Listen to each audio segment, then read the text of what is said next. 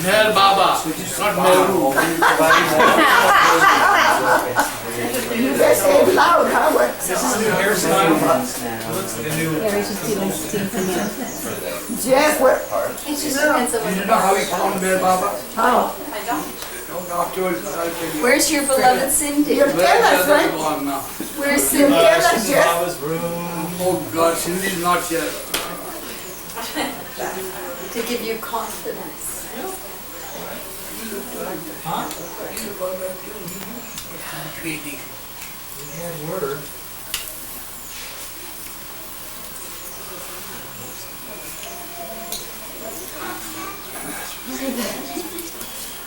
You all know how he found Meher Baba? No. Jeff, this is part of the Every year, The father will tell you the story. No, I'll tell you all the parts that you don't tell. If you tell.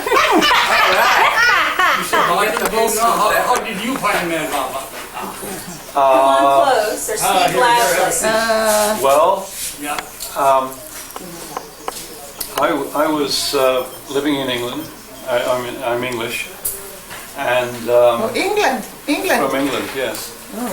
And I was a student, a young college fellow, and one of my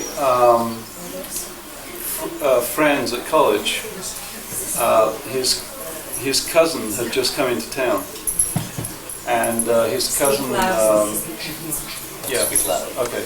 His cousin was someone called Graham Stonebridge. Oh, Graham Stonebridge. Why don't you sit there so Graham Stonebridge.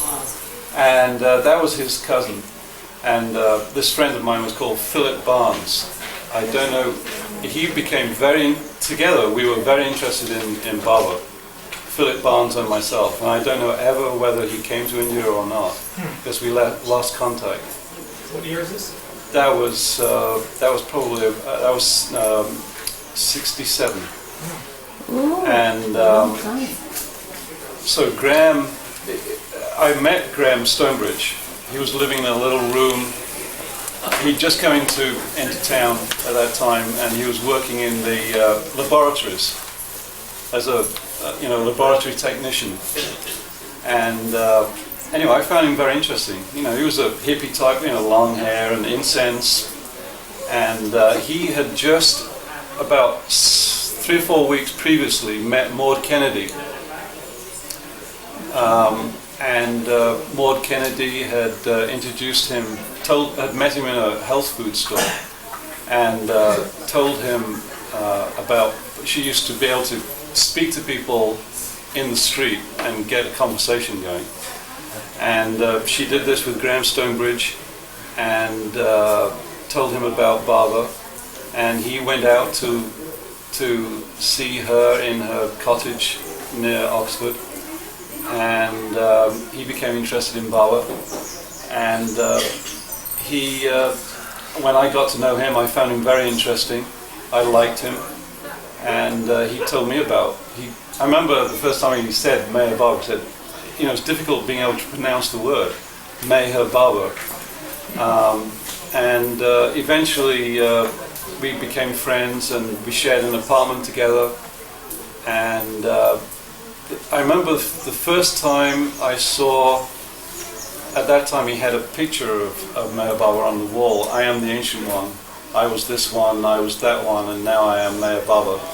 And the first time I saw that picture, I just felt something inside. That's the first time I saw his image. And it was a sort of a piercing sort of feeling, a bit intimidating. Anyway, but I wasn't a Baba lover at that time. But Graham Stonebridge was, and he used to tell me about things that he'd read in the discourses, and it didn't mean much to me at the time. But I was still interested. And then he planned to go to India in 1969. And 1969. yeah, he was planning to go. Baba was still there. He was planning to go, yeah. To the darshan? Yeah, and but Baba dropped his body, and I was just telling someone. I remember when he came into because I was sharing an apartment with him. He came into the apartment, and he said, I'm not going. The trip is off because Baba's just dropped his body. And then, we parted ways. And then I remember, I don't know how it happened. I just can't remember how it happened. I don't know the details, but somehow I found myself a few months later at Maud Kennedy's cottage, and Craig Sanrogue was there. I remember. Craig Sanrogue, he was there, and there were other people there, and Maud Kennedy. As I was leaving, she gave me this little book, and it was called The Moving Finger Writes, a white book. And anyway, I took that book, and I was traveling back.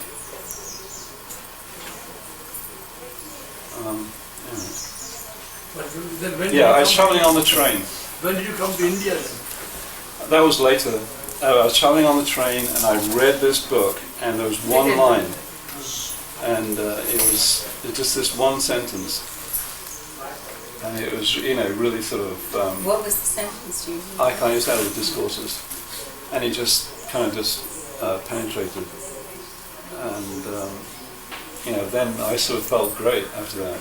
I was on a high for a few days, and then. I think it was, and Graham Stonebridge, I kept in contact with him, and he came to India in he didn't go in 69, he went the following year in 1970, and I was interested. He told me all about it, how to, and so the next year I tried to go, and I hitchhiked. I tried hitchhiking, and I got as far as Germany and stopped, and came back. And the next year, my grandmother died, and left me about what at that time was probably around £300 or £400. And also Pete Townsend had been in I think he went in 1971 for the first time, and he brought some movies back, and he said, go. He encouraged people to go. And then Don Stevens said to me, British Airways are having this return flight, go, and I just happened to have the money that my grandmother had left me.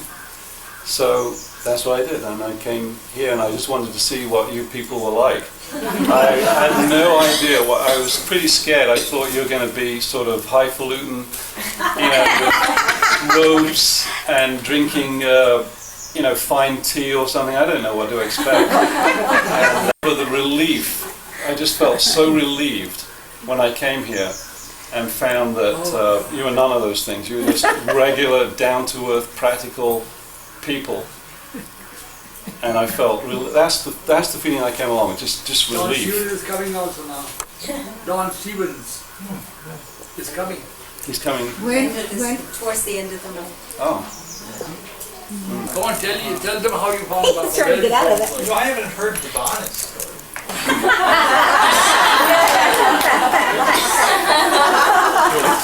All these years, I don't think I've heard Devana's story.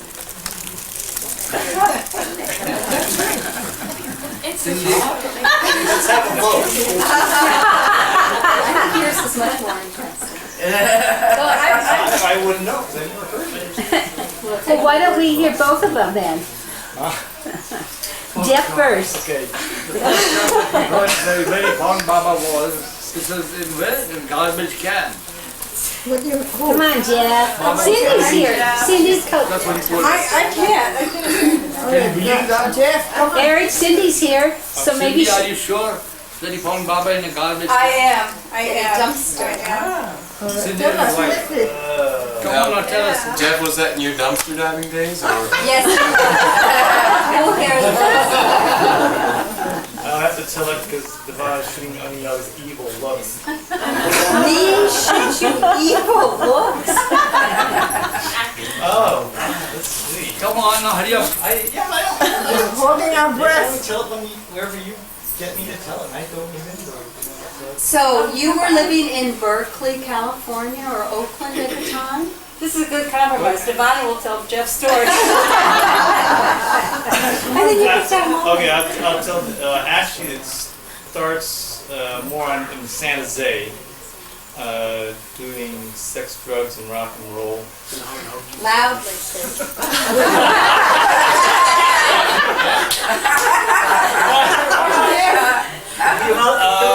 Partially really Doing loud. what? I was a hippie in San Jose. Who wasn't in those days? Everybody was. Yeah, everybody was. And somebody gave a friend a copy of Be Here Now. And I remember as soon as I opened it up and read it, like all the world seemed a real jumble. Well, then it felt like all the puzzle pieces went together. But now the whole Maya made sense. Because even reincarnation and the soul evolving to come to God essentially was what Be Here Now said. And I was like, oh, every page just went like, oh, of course, just like, sure, it's all right, it all made sense, it was all correct, just like real, made sense here, not here, just like, boom.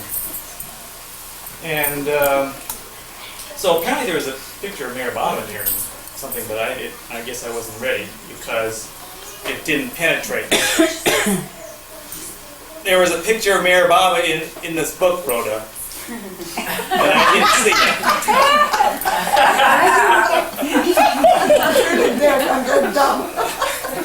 Okay. So in fact, I tried to put it aside. I knew this was really, really big, but I was just getting into the sex, drugs, and rock and roll. I thought, oh, I want to do that, and I'll just wait and put this aside. But that didn't work. I couldn't put it aside. And I became a Zen Buddhist. A Zen Buddhist for a number of years. And moved back home to Berkeley. And, but actually in Berkeley I found out about Baba more from, well, not more, but initially from just picking out a book in Shambhala. I'd go to Shambhala, open a book, read something, and I could tell whether it had any was for me or not, just, put about that. And I got Listen Humanity, Don Stevens thing, and I have yet to be able to read another Don Stevens book, but that one was good. That one was right. But it had that picture of Baba, 54 Chase Studios, 56, something like that. And that one just like, as soon as I saw Baba there, I knew that, oh, well, this is my master. And so I tore it out and put it right beside my bed. And you bought the book first? Brought it, then tore the picture. Good boy. And so I actually followed Baba for a couple years. Thought he was my master. I can't remember what I thought, that if he was God or if he was in the body or not. He was just, I just knew he was my master. But in all those books, like Listen to Humanity and God Speaks and Discourses, there's nothing about drugs at all in there.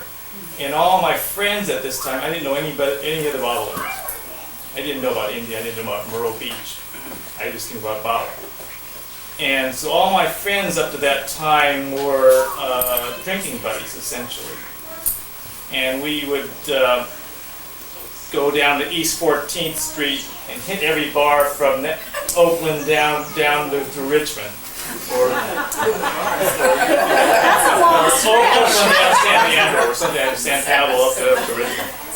And do things like that. And drugs, they weren't so much into drugs, but I was. I and another friend were. So I was more or less on my own, and I knew that in this milieu I wasn't going to do too well. You know, I was I was the only one of my friends who had anything to do with anything spiritual at all, and still to this day they're drinking. You know. Going up and down the street. Yeah. What kind of drugs were you into?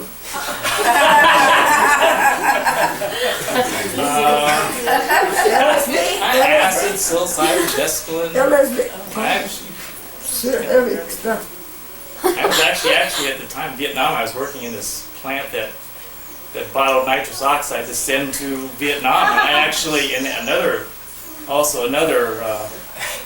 drug-like gas. I remember being in the restrooms, taking a whiff of this stuff and go,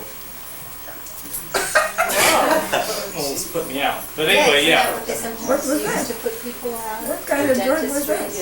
But there was another one as well. There was other, even more stronger stuff. Nitrous oxide, it's a laughing gas at the dentist. Yeah. So, but I wasn't averse to trying any sort of drug, cocaine, all kinds of stuff. But it doesn't say anything about that. In fact, some of my initial acid trips were,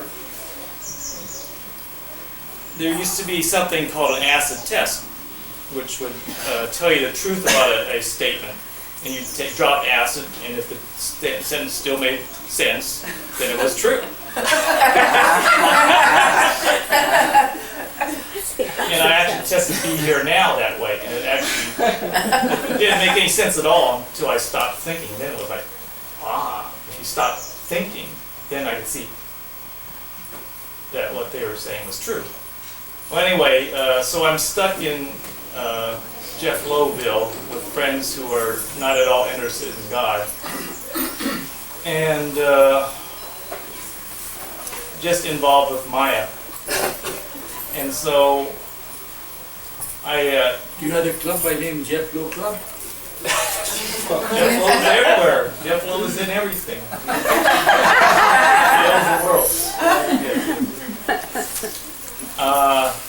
So I did go to a rock and roll club, and during a band break, changing of the band, which everybody knows it takes forever, I'm out in back of the building,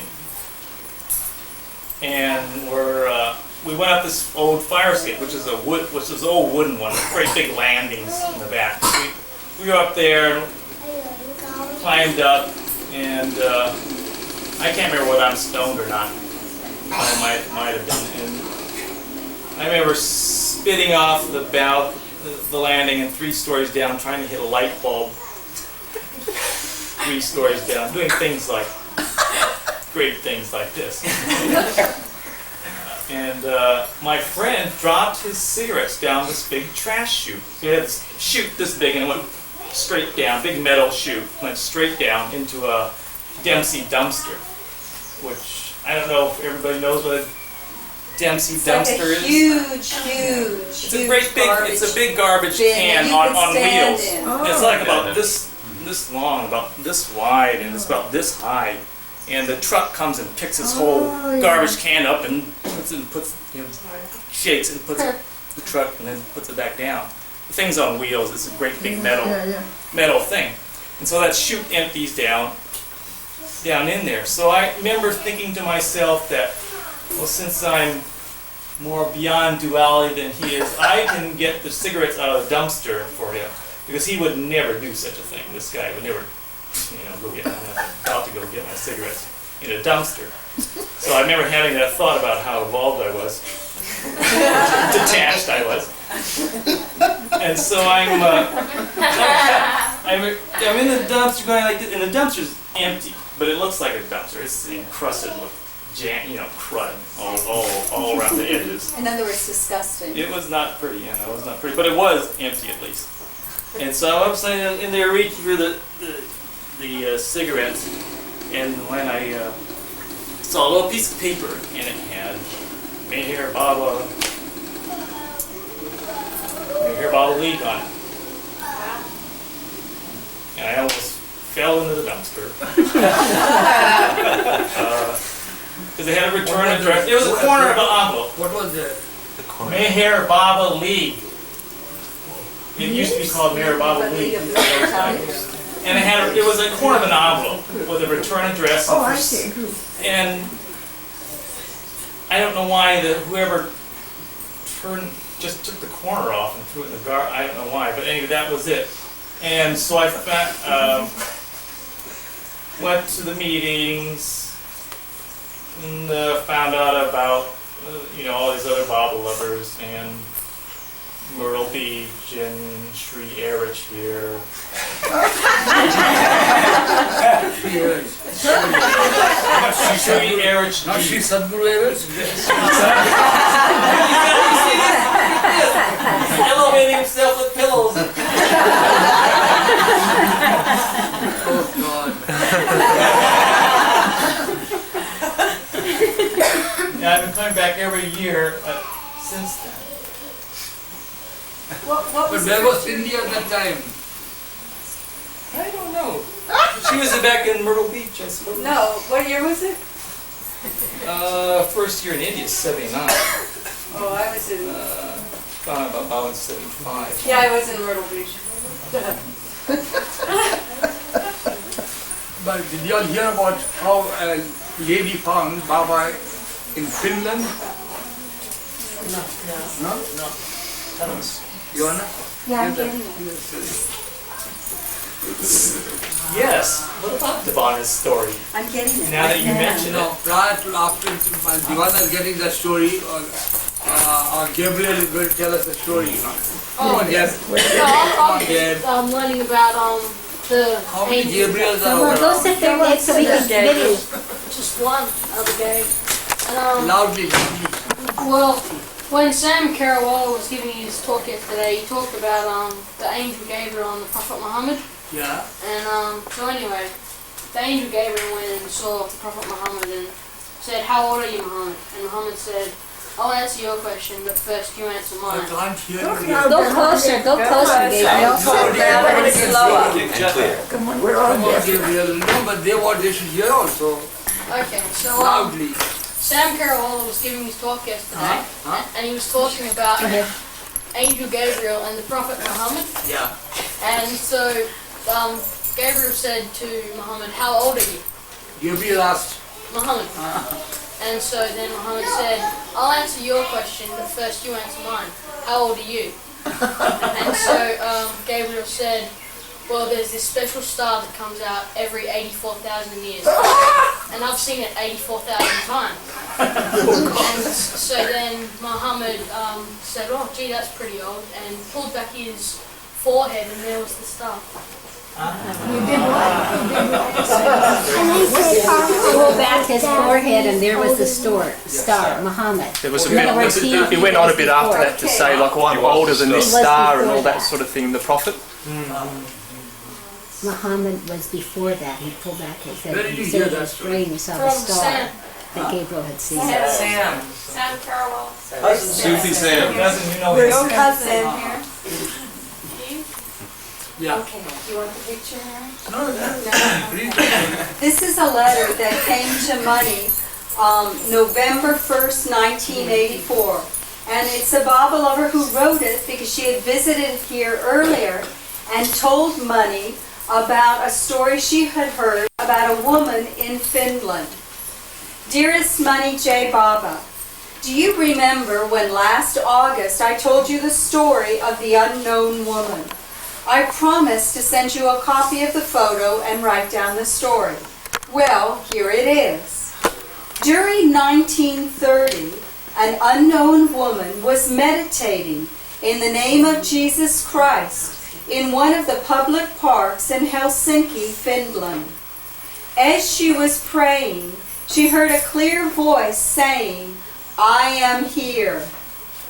She couldn't see anything with her gross eyes, but she had a camera with her, and she photographed the spot where the voice came from. She forgot all about the incident and later took several snapshots while on holiday. She then later took the film to be developed. The film printer knew nothing about the film. As the film was in the chemical solution, he could not believe his eyes as God-man took form in front of him. He rushed to the phone, called the woman, and with excitement in his voice told her, "Madam, you have God on your film." She was puzzled and then remembered the moment in her prayer in the park and the voice saying, "I am here."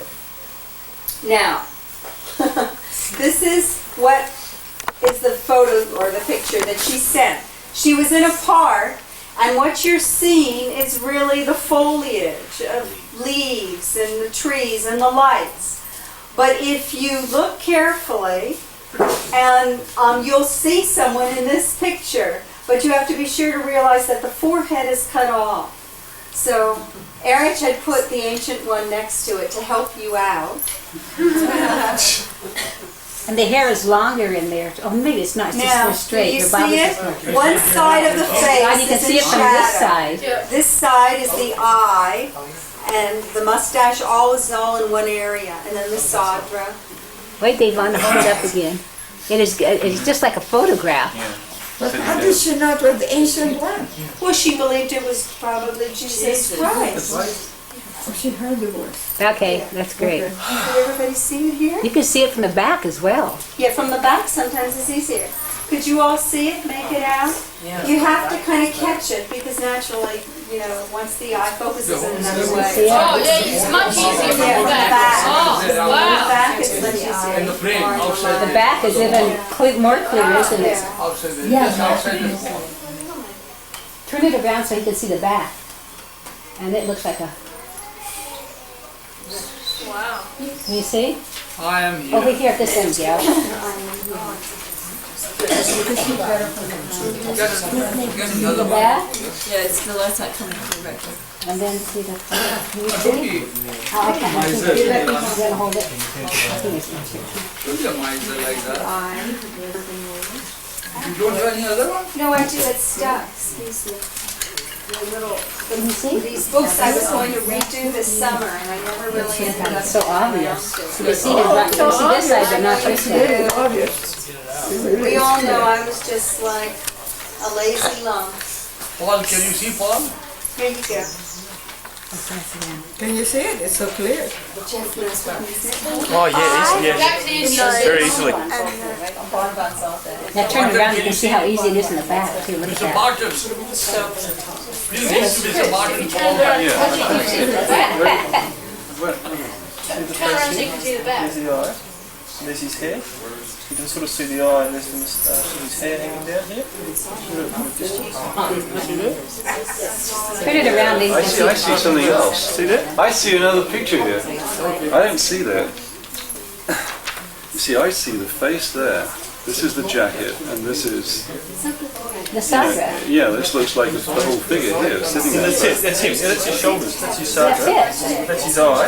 Yeah, but you're seeing he's saying- big, but I'm seeing the whole figure here. That's the whole figure of Baba. That's what I first saw when I saw over there, but it's different. Sort of, That's the hair.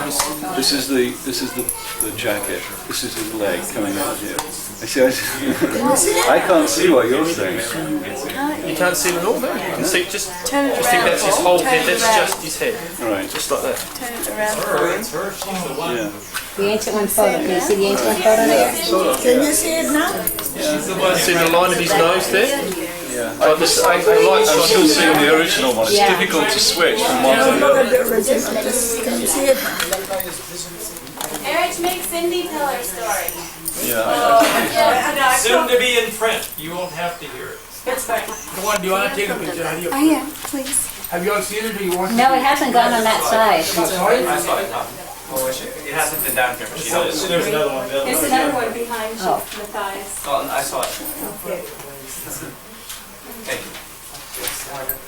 And what about the story about I'm here? For the chair.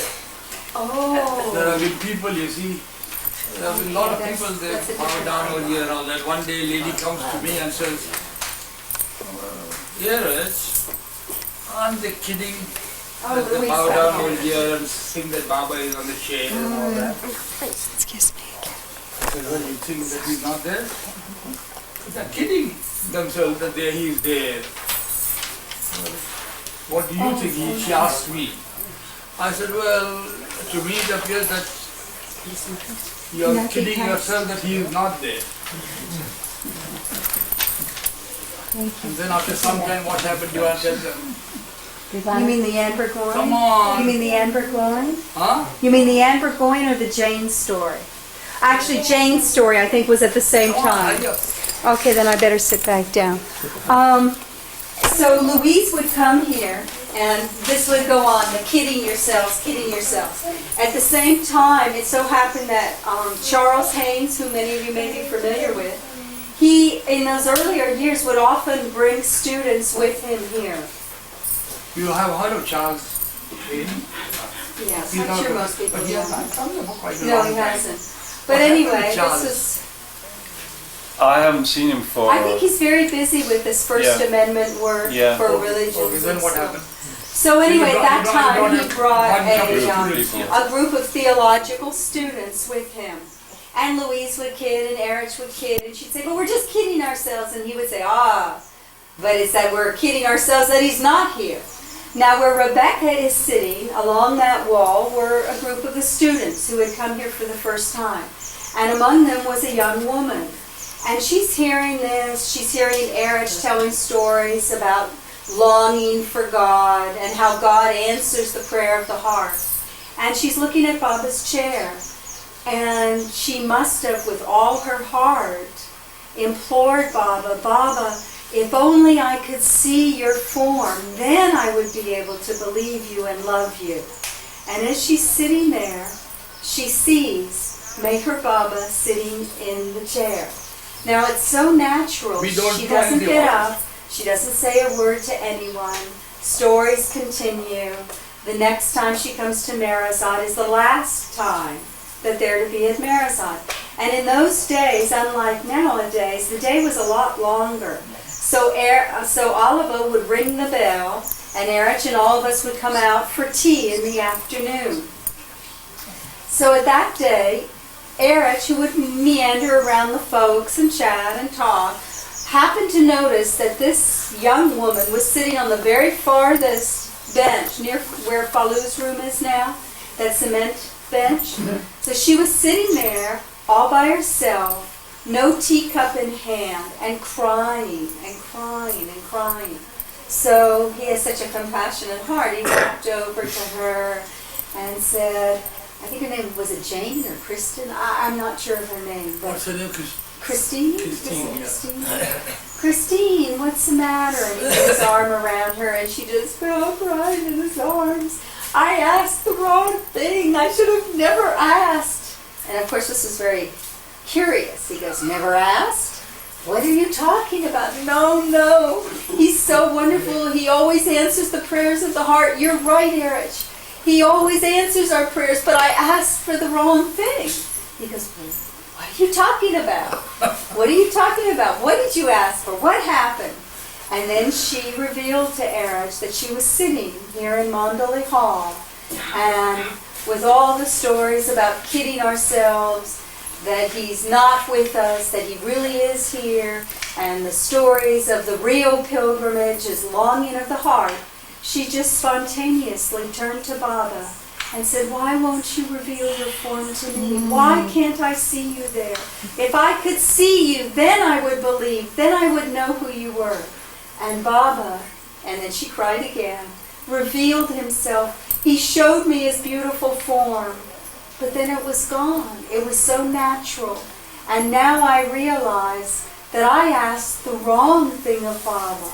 For if I asked for his love, then that would have been Been a with lasting me forever. This Baba, I saw his form and he appeased me and disappeared. When I asked for his love, he could have been me. So that's why she's crying. For putting a wrong question. You have that story? Ball, Gabriel No, Ball? because yours are, You have that you story? don't have that. In your book, he means, no. I don't have that story, but I had a similar experience. By the way, tell the story about the woman who had come and would stand like that. Amber Gorn? And would go. Okay. That's a beautiful one. That's a beautiful story too. This happened in the early years after Baba dropped his body. It so happened that there was a young woman who was working for some Baba lovers as a horse trainer. In Spain. And I think it was in Spain, but she was an Are there English people from woman. Spain here? Finland. I heard that there are people from Spain. left. Huh? She left. But there's more There's coming some in a people couple of coming from days. Spain. Not yet. They haven't arrived. Okay. Christina They haven't just arrived left. yet, okay. No, but there's a group coming from Spain, I believe. Right. So she was working for them, training horses, and she had an. Can you all hear me? Yes. And she had. Can you all hear me? Yes. Thank you. Lovely and clear. And she had always been interested in yoga, hatha yoga. So after working for them and with the horses for quite a while, she asked for leave that she wanted to come to India and study yoga. They were Baba people, her employers. So when they heard that she wanted to have her holiday in India, they said, fine, of course we'll give you time off. And she was very thrilled about it. Now it got close to her leaving, and they said, but there's one little thing. Now she'd gotten the leave, so she was very happy. She goes, yes, can you do one small thing for us when you go to India? Fine, what is it? Would you please stop by a place? No, where are you going for the ask first? Yeah, and she was going to Pondicherry. Pondicherry. Oh, you're going to Yeah. Well, on the way, you know, you're flying into Bombay, you say? Yes. Well, on the way, why don't you stop in a place called Ahmednagar? Because we have some very dear friends of ours are there.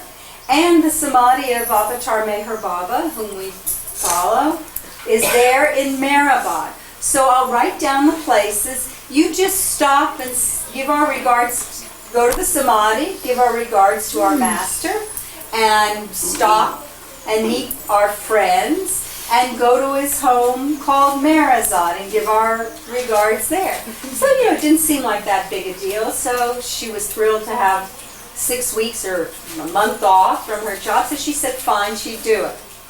So now this was in the early years when Money was alive, and Money would attend the trust office, be chairman.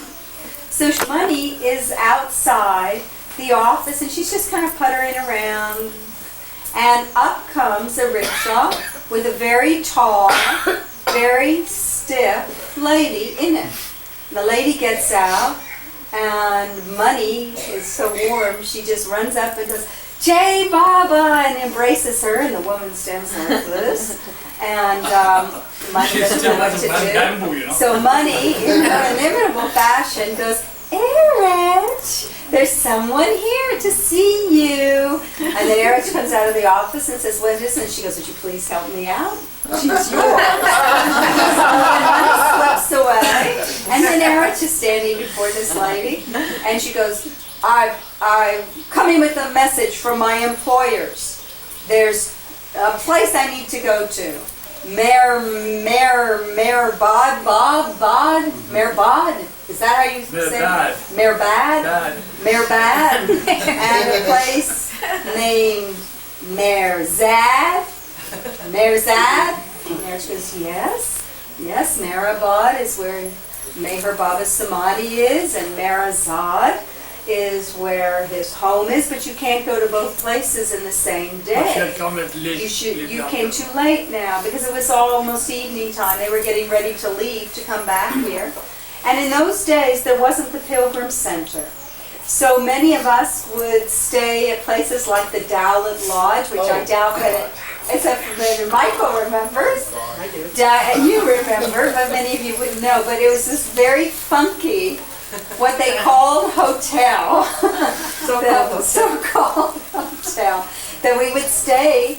And to give you an idea, if you walk out of the trust office through that little theater passage and just kind of look where you are, you'll see across the way are funky buildings. One of those in the back was this Dalit Lodge. So he says, no, but you have to stay the night somewhere, so you can stay at this place. It's just across the way called the Dalit Lodge. So now she's housed there, and they arrange to have a rickshaw first take her to MeherBabaLibrary, and then she'll be able to stay The same there. evening you can go to MeherBabaLibrary. MeherBabaLibrary. Stay over there. And then the next day, You go to you can MeherBabaLibrary. take a rickshaw the opposite direction and go to MeherBabaLibrary. So she says goodbye, and they get in the car to come home to MeherBabaLibrary, and Anne goes to MeherBabaLibrary and is directed up the hill, but it's very quiet in those years, so there weren't huge crowds of people or anything like that.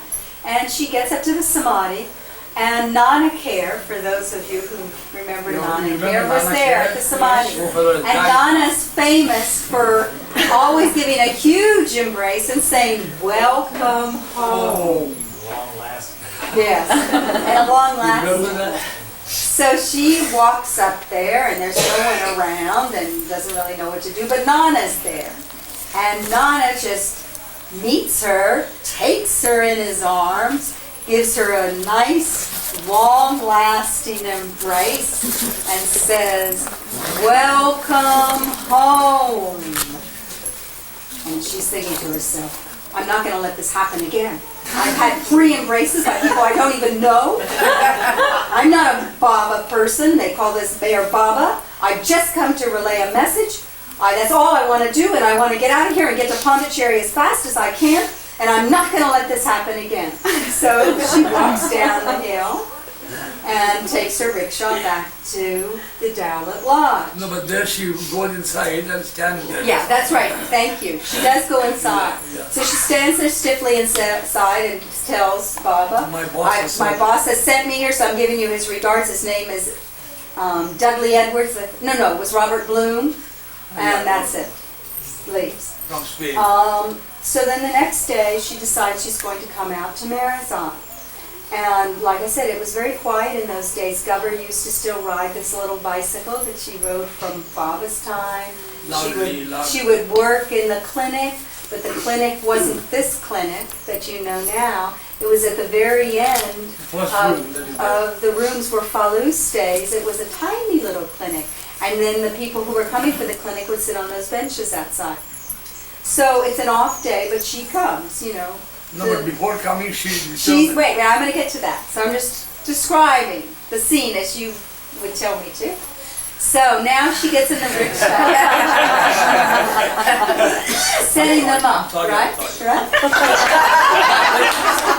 So now she gets in the rickshaw and she's saying, I'm not going to let this happen again. I'm not going to be embraced. I'm just going to tell them right off that I'm not a Baba lover. I'm just come to give the greetings of my employer. But what happened was this. As she's riding in the rickshaw and thinking this in her mind, you know how you pass an area where there's like a little bridge? Now there's water that you can see. It's called Shindi, and you come across this little area and then move closer to MeherBabaLibrary. So she gets to that point, and suddenly she finds, because she's going to rehearse it, so I guess in the rickshaw she decides to just speak out and rehearse what she's going to say. I'm not a Baba lover, I don't want an embrace, I'm just giving the message. But she finds she's got laryngitis. Such a bad case of laryngitis that she can't talk at all. She can't listen. No sound comes out of her. Overnight, huh? Oh, yeah. So she gets to MeherBabaLibrary, and it's totally empty, but Oliver is here. He hears the rickshaw. This is an unusual event. So Oliver's here, and here's Oliver. Jai Baba. Hello, Jai Baba. Yes. Do you remember? When we came down from the rickshaw, I went to help her to bring her here. So she said, I'm not Baba lover, I have come just to see the place. I said, all right, you come, I show you the place. When she came here, I brought him inside the hall. I told her, this is the sea, Baba sitting here. And she was looking there. I said, all right. When you came to the water, why you don't drink the water? Go to Baba. So she kept her forehead there, would not want to let it go, not to take it up, and all in tears, and the rest you say. Thank you.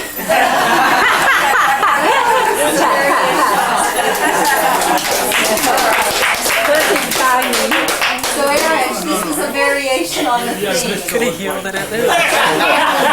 Could he hear all that out there? He was just passing by and he could hear that Comes talking. here and all of a sudden, Arba tells her, why don't you bow down? First of all, she has no voice. She has no voice. That's how. She wanted to tell them, but her voice is gone, no more. So Oliver says, why don't you bow down? Bow down. But she just stands there stiffly. So then Oliver thinks that she doesn't really know what to do, you know, because Westerners aren't used to bowing down. So he says, I'll show you what to do. So he bows down to Oliver to show her how to bow down. But then she doesn't do anything. So then Oliver leaves her thinking maybe she should be left alone. He has other things to do, maybe. So he leaves. And then she thinks to herself. All this was told to us by her, huh? And then she thinks to herself, why should I not be kind? The little man has told me to bow down. After all, it's just an empty chair. If it'll make them happy, I should just do it. What is the difference? And I'll just give the message and leave. So then she does bow down. And when she would tell it to Erich, and when she returned in the early years of it, she was just burst into tears. She would just burst into tears telling this story and say, I tell you, it is not an empty chair. Because when she put her head on the cushion, she couldn't lift it up. It was as though Baba's feet were on her head. And she started crying and crying and crying and trying to lift her head, and she couldn't lift her head. So when she finally was released from it, she was just in tears. I mean, it was like a changed Anne. So she's crying like this. Now, as I said, it was an off day. There weren't pilgrims here. So now, Oliva's gone. She's burst into tears. She leaves the hall. She's just sitting outside on a bench crying her heart out. And Dr. Gover has finished the clinic. So now she comes around from the corner on her little bicycle and sees this woman just crying her heart out. And she, who is also like, go here, go, loving and compassionate, she goes up to her and puts her arm around her, embraces her, puts her head on her shoulder and says, don't cry, it's okay, it's all right. And Anne's just crying and crying and crying and doesn't say anything. And finally leaves. Now they come home, Erich and Money, from the office. And Goher is now very fiery. Gover also has a fiery side. So she comes out and she goes, you people, you just go to the office and people come here and love Baba and there's no one there to greet them and I'm busy in the clinic and how can I attend to it? And no one's here and this poor dear lady came here and was crying her heart out. Looks at Money, Money looks at Eric and he thinks, well, describe her. Who's this? We don't know who. And she goes, this tall woman came here. And Eric just thinks to himself, tall woman, it can't be the same tall woman that came to the trust office like this. So Saturday comes and the pilgrims come here. And now Anne Burgoyne comes into the hall and it's like a transformed Anne. And she comes up to Erich because she recognizes him from meeting him. And she tells him, I tell you, it is not an empty chair. It is not an empty chair. And he says, but what happened? And then she burst into tears. What's the letter? Now I have to get the letter because it's in the other file. There's a nice letter she writes. She wanted to go to Pondicherry. And she does not want to go now. That's what she should go. And then she writes a letter from Pondicherry. Oh, Baba. Baba in the dustbin. Baba is the garbage can. Baba here, Baba here. You wait, you don't laugh now, you wait till you get it. We have a treat in store, huh? Now while we are talking about how Baba appears and how does he do that, he's a very tricky person, I tell you. So this reminds me of a story. of an Indian Baba lover in India. We are, in Dehradun, I think. I think in Dehradun. Louder, louder. We are in India. Dehradun is in North India, near the Himalayas. So what happened is that there is a Baba family over there, and very hard up. They don't know. So Baba asks the lady, "Why don't you get a job and all that?" So eventually, with great difficulty, she got a job. And the job was, what do you call it? What is the job? I forget now. To be there, you see. I forget now.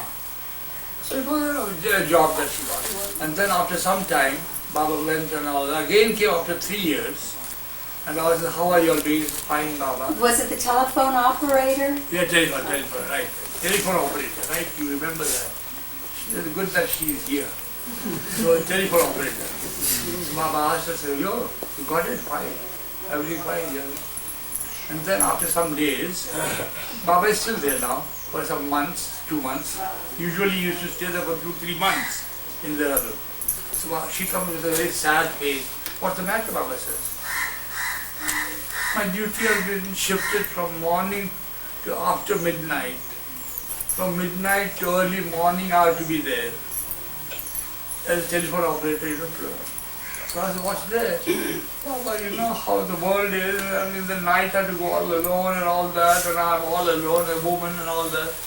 "What do you mean by alone? Am I not there?" "I'm there, don't say you are alone. Just remember me, call out to me." That was not comforting, but somehow or other she accepted what to do. Now she goes, and what happens is, to cut the story short, she has a rickshaw. But there's it's a cycle. Cycle rickshaw at that time, only one single person, you know. The man is there, who is of course a faithful servant of hers, and she is there in the dead of the night after she is returning. And the cycle rickshaw man just stops from a distance and says, "What's the matter? Why are you stopping?" She gets frightened. "What's the matter?" Says, "Madam, I'm afraid to go there." Says, "Why? What's the matter?" "I see some heads popping out there from the culverts there." "Huh? The men are there? Yeah, some rogues seem to be hiding over there." And then she gets frightened and she calls out, "Oh, Baba, Baba." All of a sudden, crowd calls out, "What is it? What's wrong with you? What do you want? You want us to help you?" in vernacular. And those rogues, you see, who heard that, they got out of the carriage and ran away. All of a sudden, the crowd of people start shouting, "What help you want? We are here. What is it? Don't be afraid." The voices came out. That's the story she told her. Then she came back and told Baba how you told cried. Baba, "Remember, I'm always with you when you remember me with all your heart." So you remember, huh? So now Don't it's remember time you're for only us. in the dustbin. And now we need to remember to eat lunch.